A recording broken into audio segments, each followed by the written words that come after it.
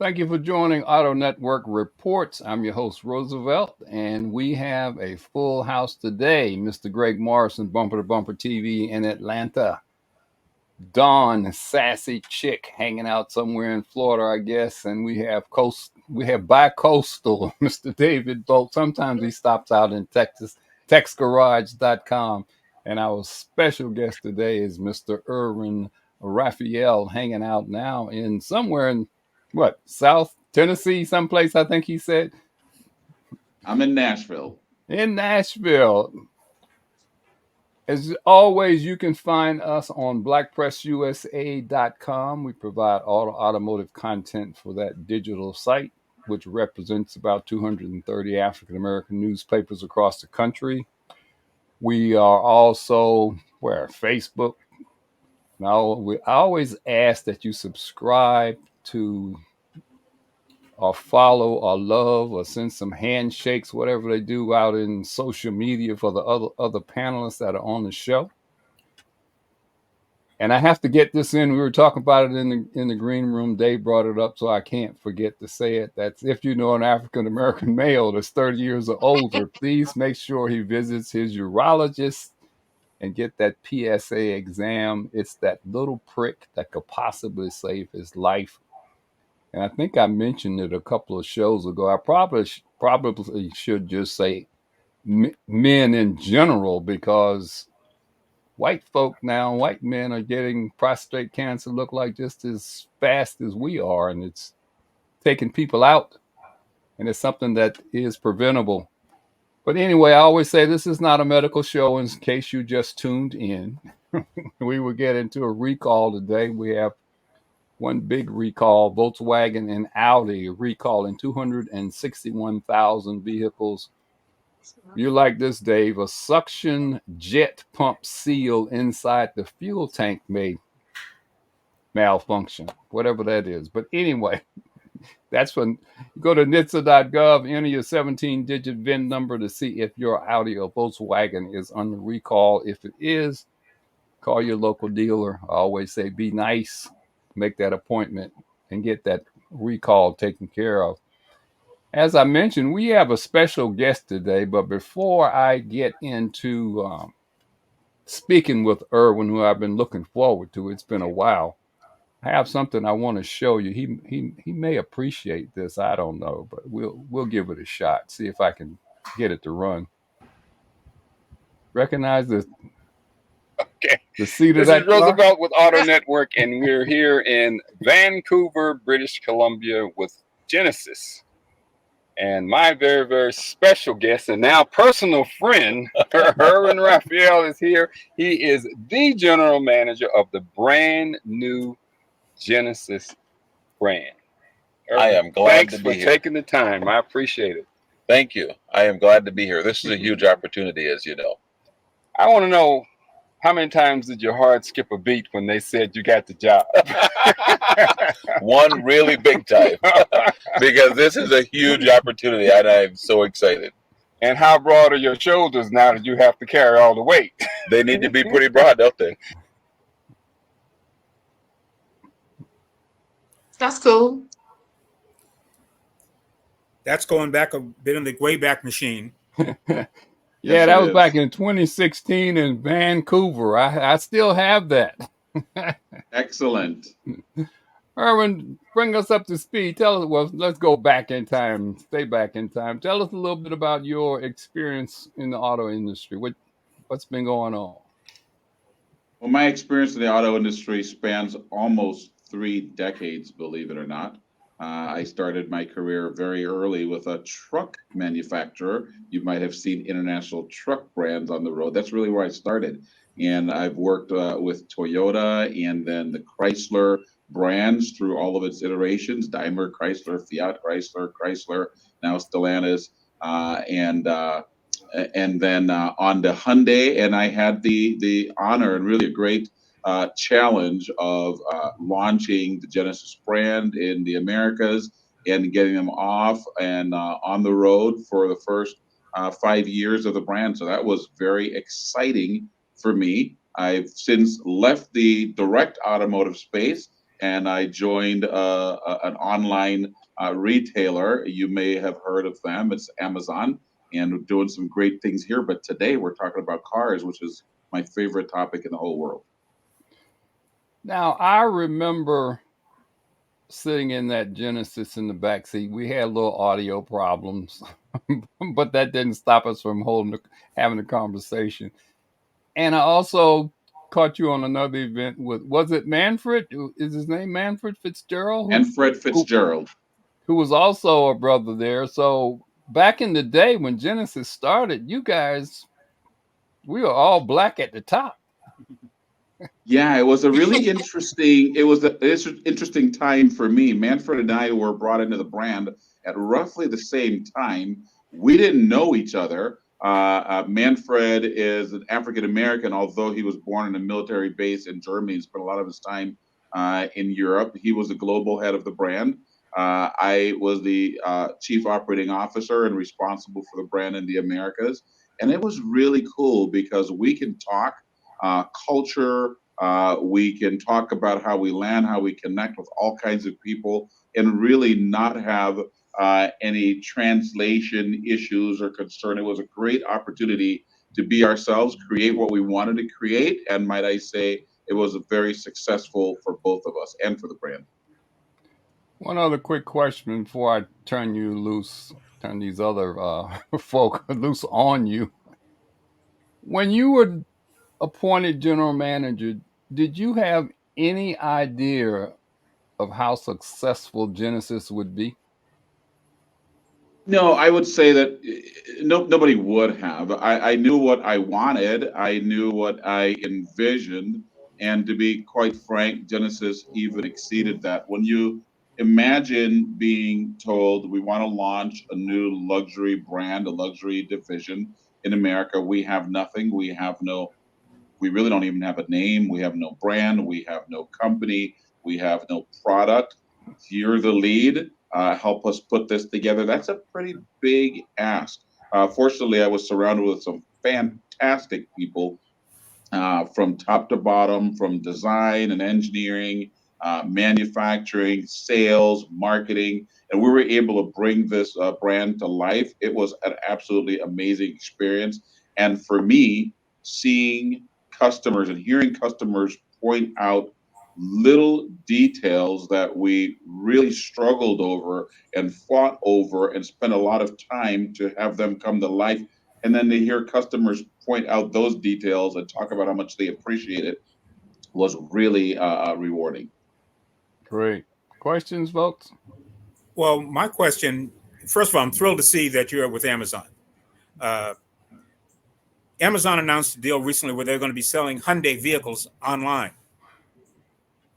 As somebody who's been on that side of the conversation, on the OEM side, is this a radical departure? Is this something you saw coming 5-10 years earlier? I would say from the OEM side, it was a bit of a radical departure. If you were an industry insider and a bit of a futurist, it would be less a shock. I see this type of transition in the future, and I think it's good. I think it's good for the OEMs. I actually think it's good for the dealers, whether or not they recognize it at the time, and I think it's great for the customers. So I think moving to online marketplaces where customers can stay at home, shop for different vehicles, get the vehicle they want at the price they expected, know that it's a competitively priced, and know that they can still get their vehicle serviced around the corner is very powerful. And I think that's going to not only continue to grow, but I really don't see it going back. Do you see any pushback, especially from the dealer body, because they're used to folks coming in the door wanting to kick the tires and so forth, and now someone can sit at home, like I'm sitting on my back deck right now, I could basically order a car online, whereas going to the dealership used to be an all-day affair just looking at something. I mean, that's an interesting dynamic that I see changing. Yeah, for sure. When this was announced, and I had a little bit of a heads up to it, but once it was announced, I must have gotten 30, 35 calls from dealers across America that day, sharing their concerns. And they're still concerned because I think they just don't understand how it can benefit them. Yes, there's going to be continued pushback whenever there's radical change. There's a natural inertia, if you will, to move in the direction of that change. But the sooner dealers get on board and realize, hey, this is incremental volume, they're bringing in customers they may or may not have had before. They have an opportunity to curate a relationship, a long-term relationship with those customers, and most importantly, save the customers a time and aggravation. My dealer friends, and I love them, they still don't realize that most people don't really love going into dealerships. For some of us car folks, it's good to go meddle around and check out cars, but most people don't really love needing to do that. And this gives them an opportunity to go into dealerships when they want to touch and feel and really just explore. You can still do that. But if you don't want to do that because you know the car, you know what you want, you know the colors, you just want to hit a button, we bring incredible efficiencies to that customer, which means to that business as well. Because if you don't offer that, some other dealer will. Erwin, I'm curious, given how often my wife orders from Amazon, I'm finding it surprising that we're just now meeting. I would have thought I'd have seen you previously. But with that, I'm curious, as Genesis was being formed, you had a few business cases that you could reference, Acura to a certain extent in the mid 80s, and then more significantly, Toyota with its Lexus brand and Infiniti or Nissan with the Infiniti division. And you've got two hits and a miss in those three stories. And I'm just wondering, how much would you have referenced their business histories in establishing your own? Not only did we reference those three, which we did, it's good to research those who came before so you understand what hurdles they had to overcome and how they did so. But don't forget, Audi was a relatively new luxury brand in America, not that long before that. We've seen the growth and the decline and the resurgence and the decline again of brands like Cadillac and Lincoln. So the whole concept of having premium vehicles sold in America, there have been a number of hits and misses. And I would like to say that the hit or miss is multidimensional. It really depends on how you measure it.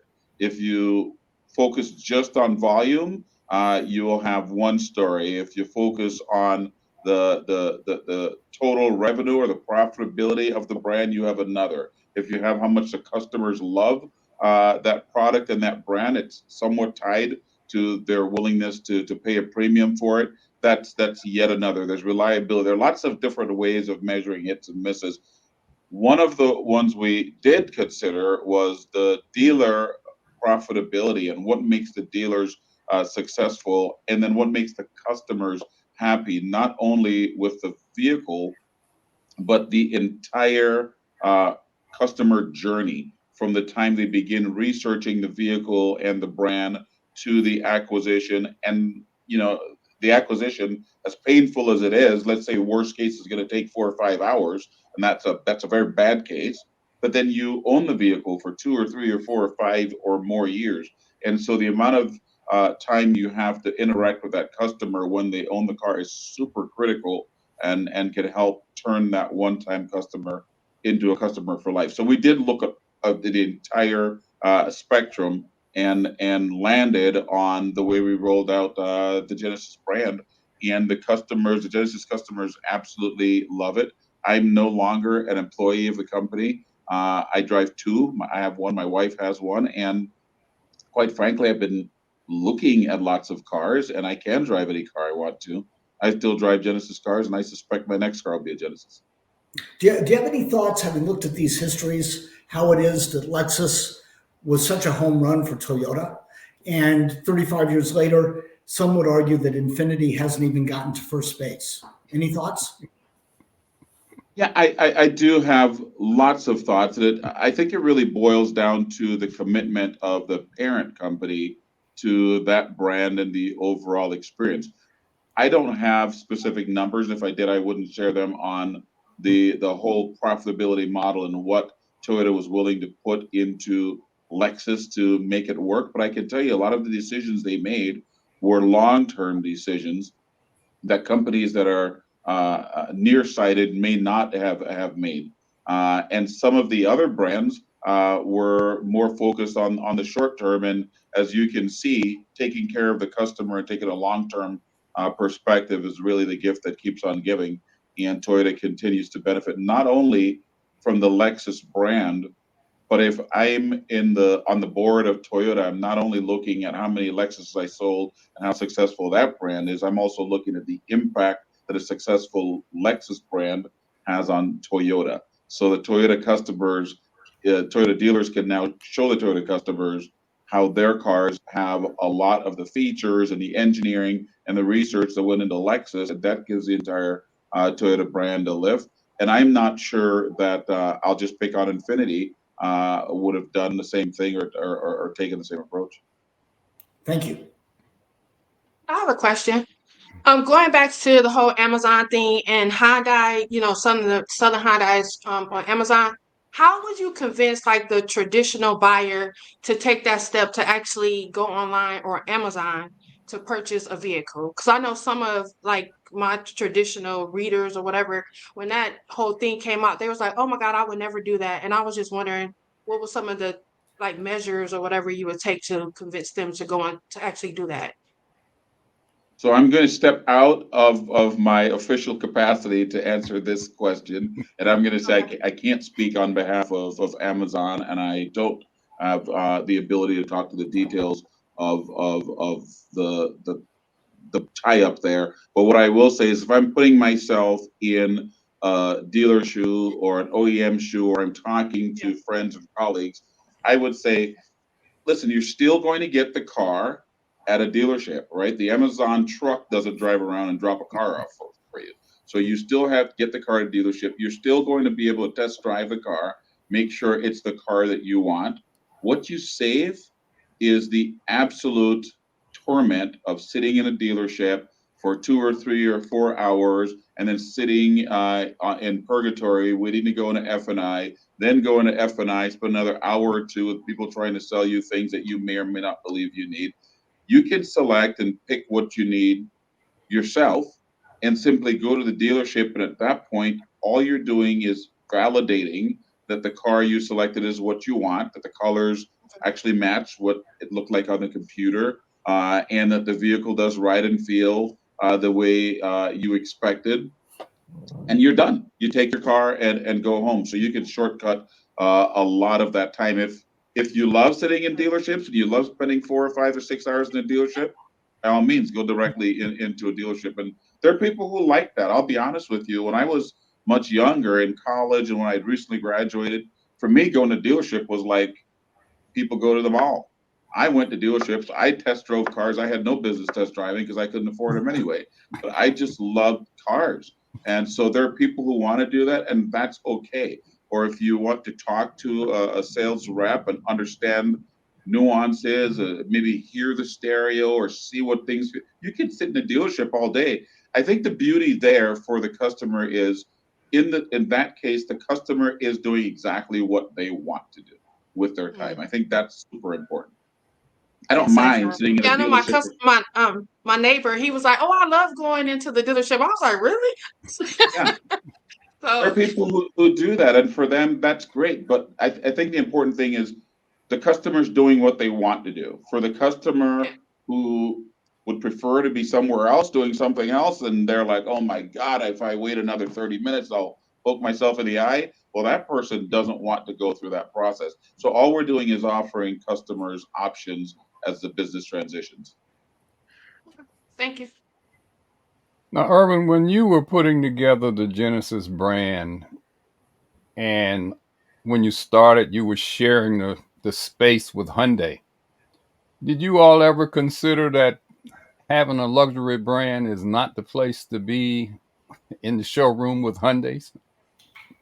Well, not only did we consider, we were very well aware of that. That's not a secret at all. The issue became, do we want to wait 4 or 5 or 6 years so we can, in fact, build showrooms and have the right physical presence before bringing the product to market? And we said no. So the companies decided to launch the brand within a Hyundai showroom, a bit of a showroom within a showroom. So there's a little section of the Hyundai showroom that was dedicated to Genesis, all along with the plan of having standalone Genesis dealers, which today exist.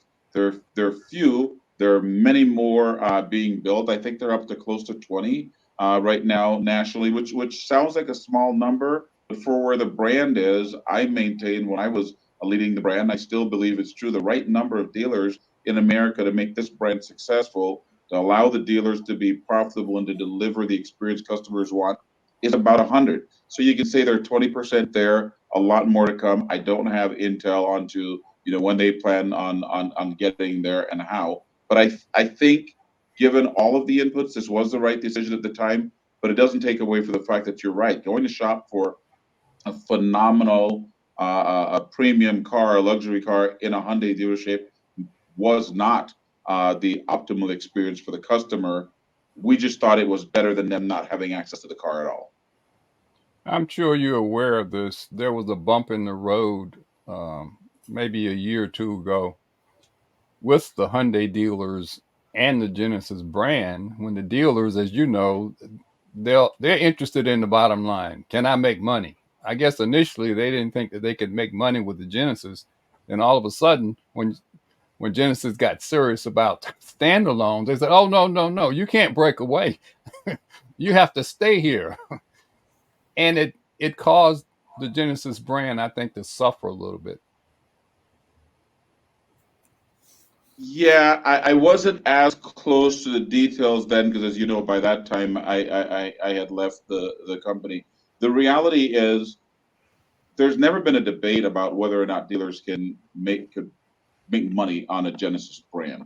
The question has been, can they make enough money to justify building an entire building to house the Genesis brand in the Genesis showroom? Additionally, having dedicated sales people who would sell only Genesis, and the fundamental issue there had to do with volume.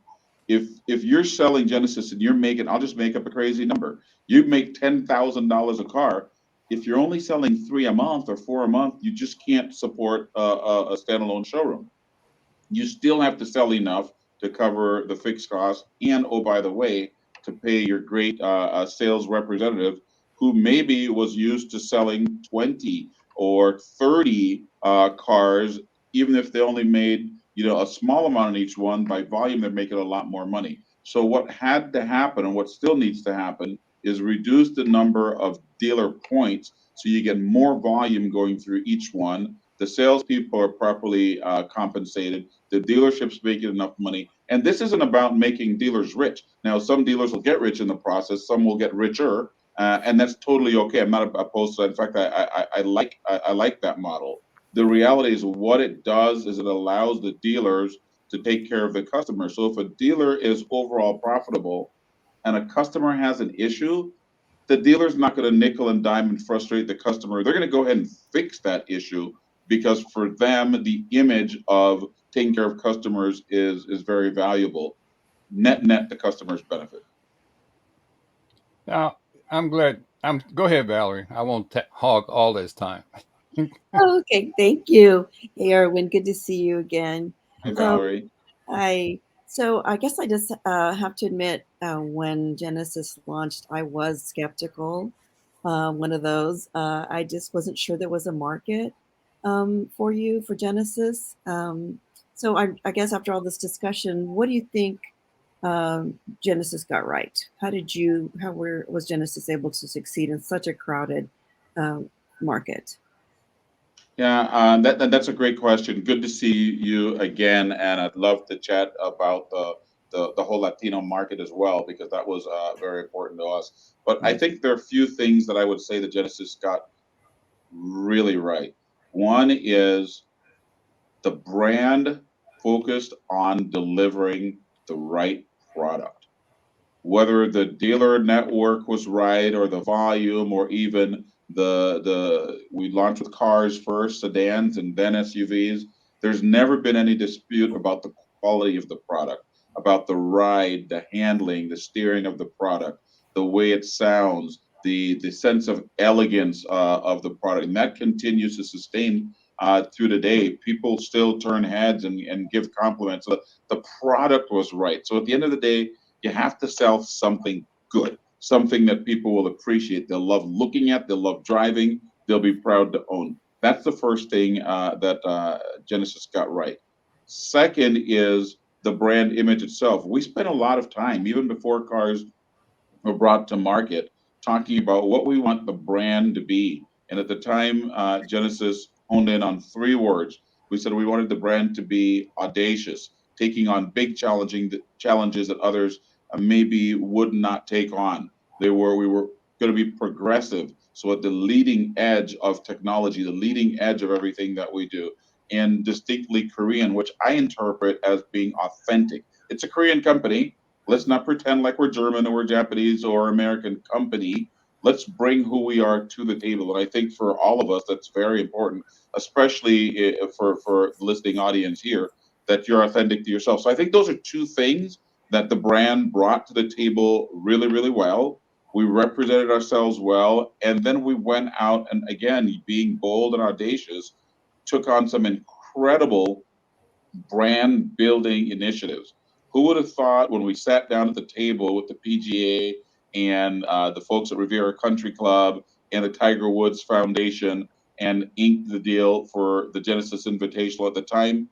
It was a very big bite to take out of a marketing budget, as you will. And the reality is, in the short term, that wouldn't pay back. But Genesis is all over the world now because it's one of the premier golf tournaments, and people got to know what Genesis is, and they love it, and then they go shop for Genesis. So we did things like that. That's one example. There are many more. The way we reveal products at the auto shows were really big bang.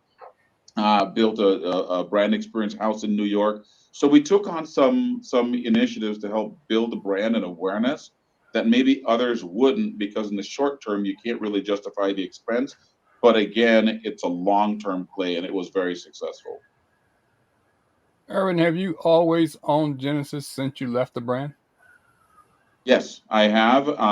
And again, that's not because I feel like it's something special. I've driven, as you well know, many other brands, and it really is the best driving car, the best handling car. The feel I get compliments. My wife gets compliments on hers. And if I had a better experience or a better brand, I most certainly will buy it. It just happens to be what I think is best. And by the Well, way, I wanted to just touch on something else, Valerie, to finish up on Valerie's question. We were very authentic about the way we brought the brand to market. We were very targeted. We intentionally wanted to reach women owners, for example. So we were very strategic about getting into the markets.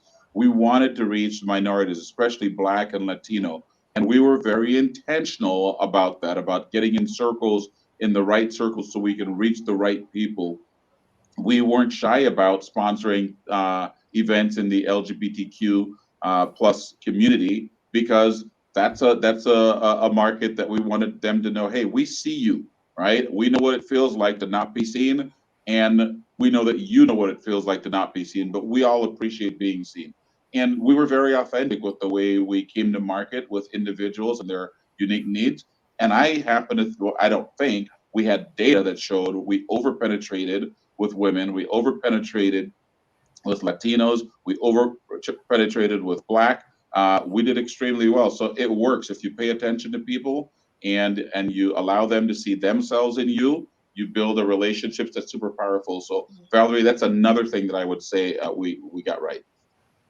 you know, That's one Aaron, thing I love about Genesis. I've been to several of you guys' events, and it's always really diverse, and it's about fashion and lifestyle. I love it. It's really, really awesome and very elegant. So And that's not a mistake. That was very intentional. yeah. Genesis has become my favorite luxury brand, and I say it all the time. But let's talk about the customer service experience. I know people at the Genesis dealership that you take your cars to know you. and know your history. Talk a little bit about how you're treated and what's the customer service experience when you have to take a car in or they come out and pick up the car for repair. What's the process now for service?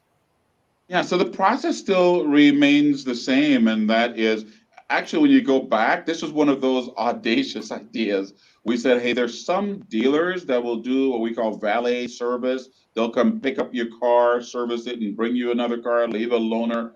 Why don't we make that all a part of the value the customer pays for upfront and give the customer that for every customer, for every dealer in America?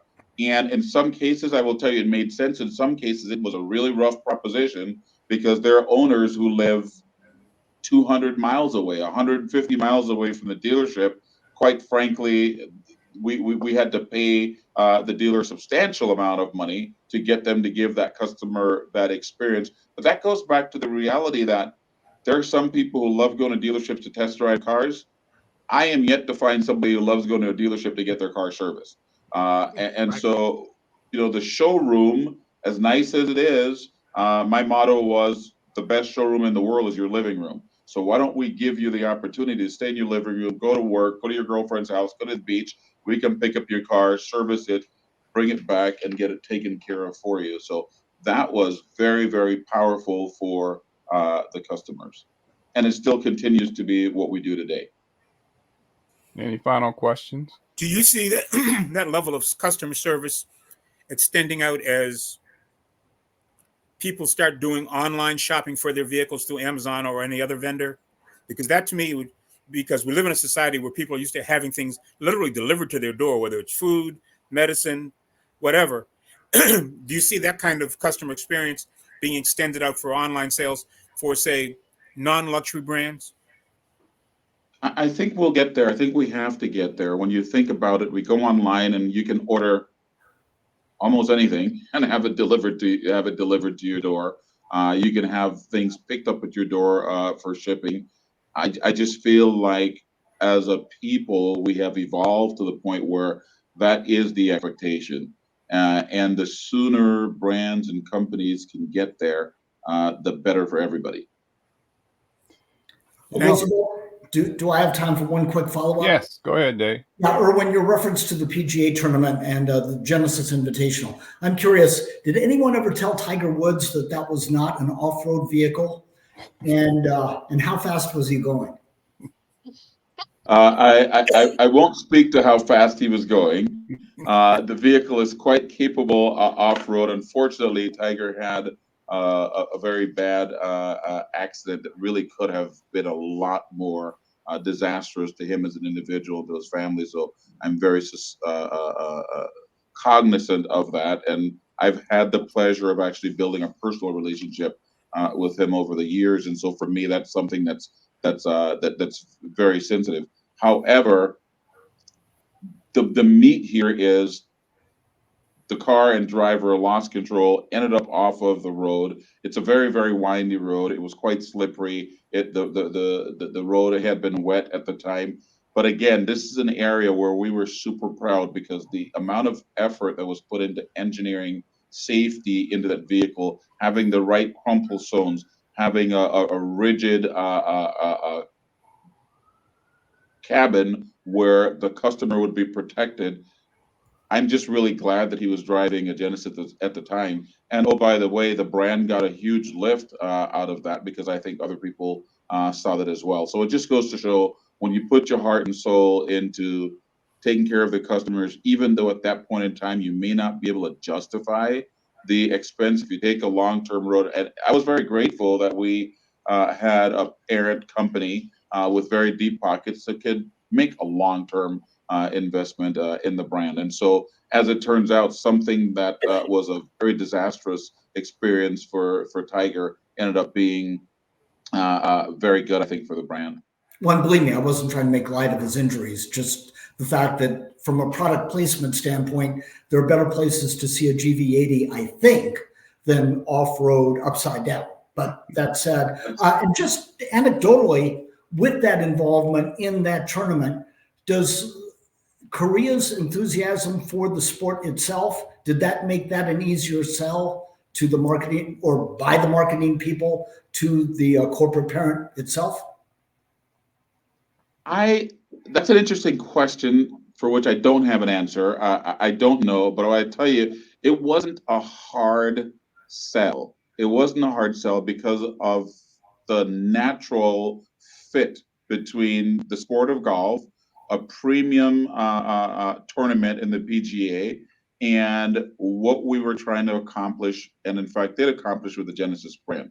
It seemed like a better fit than football or baseball or basketball or swimming or anything else. It was natural. And oh, by the way, the clientele, generally speaking, not across the board, but generally speaking, the golf clientele tend to be higher net worth people, and so that was a better fit for the brand. So it wasn't a difficult sell, and I don't know to what extent the affinity that the Korean population has for golf, which is substantial, played a role in this. But it was a big bet. It really was a big, bold, audacious bet, and it has paid off tremendously.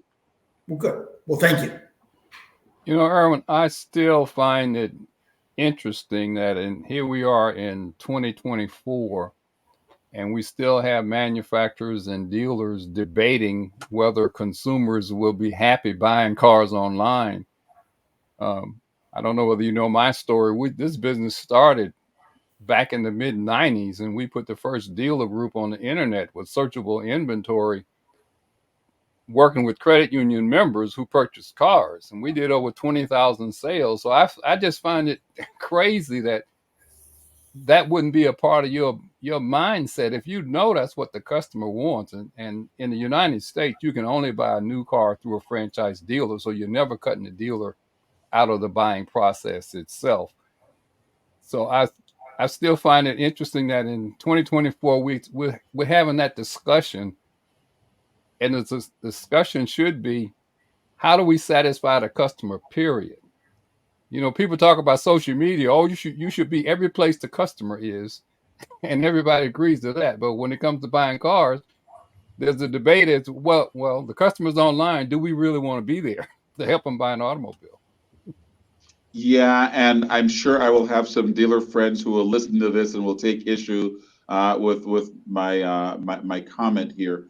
But the entire dealer structure, the way it works today, is super antiquated. I don't believe it's sustainable as it is today. That's not to say that dealers themselves are antiquated. The model itself is antiquated. They're concerned that they will lose control and that somehow we'll go to a direct to consumer a model, which some brands have. You said that in every case you still have to go through dealers. That's not the case. We know that Tesla, for example, you don't. They'll sell it directly. We know a lot of the newer electric car companies, Lucid, for example, you go to the direct to the manufacturer, direct to customer. So there is that fear that's there. But Roosevelt, you and I both go back a long time in this business, and I'm sure others do as well. But I actually remember the days back in the early 90s trying to convince dealers to even get on the internet for any reason. I remember dealers fussing, saying, why would I want to do that? That's just an electronic phone book. Nobody's going to use it. And so what happens is the dealers are a little bit behind the times as far as technology and reaching out to the customers and being where they need to be, but they do come along because every dealer is on the internet right now. Remember when they used to have a department called the internet department, and there were 4 or 5 people back there calling folks? That was the internet department. That's the way the business ran. And we spend a lot of time trying to convince the dealers that embracing the internet and embracing reaching out to customers online was powerful. They wanted to advertise on radio. They wanted to advertise on a newspaper. They either wanted to get on TV. And as you know, that's a lot less targeted than going through the internet. You're absolutely right. That's where the customers are, and the customers are not going back. So the sooner our dealers can get to the customers where they are, the more successful they'll be. Once again, final questions. I'm just enjoying the conversation. Thank you for giving us your time.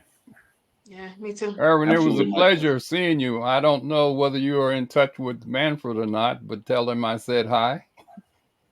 I And am. for those who may not, go ahead. Manfred and I have remained in touch. He's doing some fabulous things, and we'll probably remain in touch for the rest of our lives. It was quite an experience bringing a brand like this to life together with someone and watching it succeed. So we're very proud, and we stay in touch with the current leadership at Genesis as well. You know, I find it interesting that people tend to forget that you guys were at the top when the brand started. So, you know, that's something, again, that can't be taken away from us, and it's not mentioned that often. But I applaud you for what you did. Your product was great. It was a pleasure meeting both of you at the time. And let's keep in touch since I know where you are now.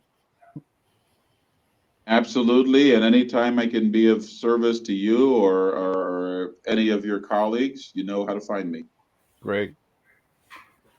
I want to thank you for watching the live presentation of Auto Network Reports. This is our award-winning podcast, as Dave said, our award-winning podcast. I want to thank those who are watching the on-demand. And as always, please buckle up. Don't drink and drive.